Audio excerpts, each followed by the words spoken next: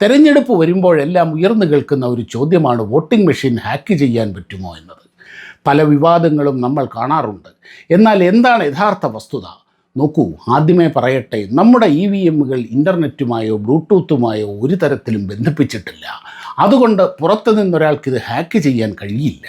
കൂടാതെ ഇതിലുപയോഗിച്ചിരിക്കുന്ന ചിപ്പുകൾ ഒരു തവണ മാത്രം പ്രോഗ്രാം ചെയ്യാൻ കഴിയുന്നവയാണ്, വൺ ടൈം പ്രോഗ്രാമബിൾ. ഇനി നിങ്ങൾ ചെയ്ത വോട്ട് കൃത്യമാണോ എന്ന് പരിശോധിക്കാൻ VVPAT മെഷീനുമുണ്ട്.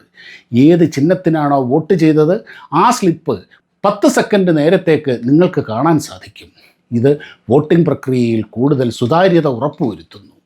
തിരഞ്ഞെടുപ്പ് കമ്മീഷൻ്റെ കർശനമായ സുരക്ഷാ പരിശോധനകൾക്ക് ശേഷമാണ് ഓരോ മെഷീനും പോളിംഗ് ബൂത്തിലേക്ക് എത്തുന്നത്.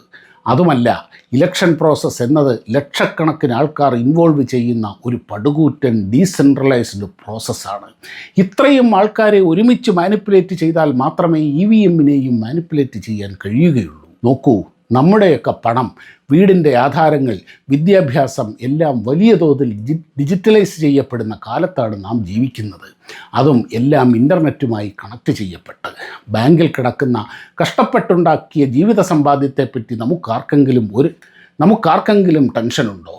പഴയ പേപ്പർ സിസ്റ്റത്തിലേക്ക് പോകണം എന്ന് പറയുന്നവർക്ക് ATM ഇല്ലാത്ത, മൊബൈൽ ബാങ്കിങ് ഇല്ലാത്ത, ഗൂഗിൾ പേ ഇല്ലാത്ത, കമ്പ്യൂട്ടർ റിസർവേഷൻ ഇല്ലാത്ത കാലത്തേക്ക് മടങ്ങണം എന്ന അഭിപ്രായമുണ്ടോ? നമ്മുടെ രാജ്യസുരക്ഷ പോലും ഇന്ന് നടക്കുന്നത് കമ്പ്യൂട്ടറുകളിലൂടെയും ഉപഗ്രഹങ്ങളിലൂടെയും ഡിജിറ്റലൈസേഷനുകളിലൂടെയുമാണ്. അതുകൊണ്ട് വ്യാജ പ്രചാരണങ്ങളിൽ വിശ്വസിക്കാതെ നിങ്ങളുടെ സമ്മതിദാനാവകാശം വിവേകപൂർവ്വം ഉപയോഗിക്കുക. ഇതുപോലുള്ള വീഡിയോകൾക്ക് ഫോളോ ചെയ്യുക.